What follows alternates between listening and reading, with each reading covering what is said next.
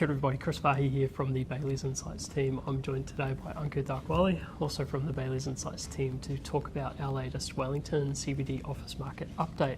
Thanks very much for joining us, Ankur. Thanks for having me, Chris. Awesome. So a couple of the themes that stuck out in this latest update are government goes green, so the impact of sustainability mandates on the market. We've got some uncertainty around how seismic assessments are operating in the market.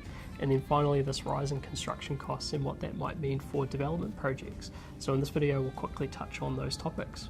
So Ankur, the first topic, right, so government goes green. Can you tell us a little bit about what that means for the market? Yeah, so government has now mandated that any new lease or any existing lease, when it comes to renewal, the space needs to be neighbours Insect certified, which means that any space or any building that does not have the certification might risk losing a government tenancy.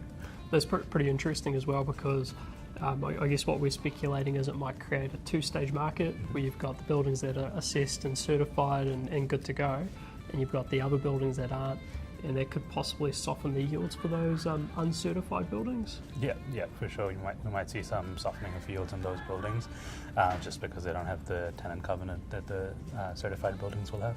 Yeah, and I guess it's pretty interesting. The risk of vacancies in that space is definitely an issue for those uncertified buildings. And so the next big issue was seismic assessments and how they're operating in the market. Can you tell us a little bit about that? Yeah, so there's some future uncertainty around how seismic assessments will work in the Wellington market, and just due to that, we have landlords that are putting off doing any seismic assessments at the moment because the reports might become obsolete very quickly and they don't want to go through the capital expenditure again. Yeah, and that's a really interesting topic, because I guess everyone in the Wellington market generally wants to get their buildings up to strength, but they also don't want to drop some serious money and then find that the building's actually not scoring as high as they wanted it to.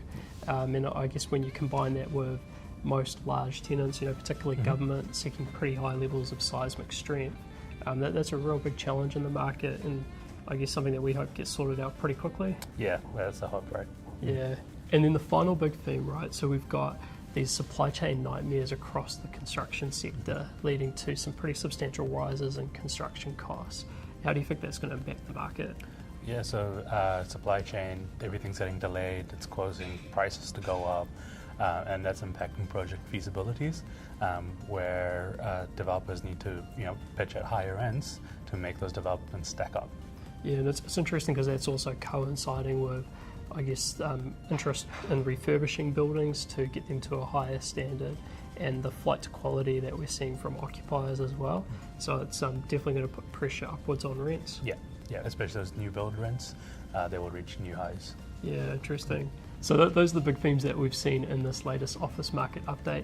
That said, if you do want to dive deeper into the research, feel welcome to hit the link in the description below, and you'll get to a full copy of this report. With that said, we'll wrap up here. Thanks very much for joining us, Ankur. Cheers, Chris. And we'll see you next time. See ya.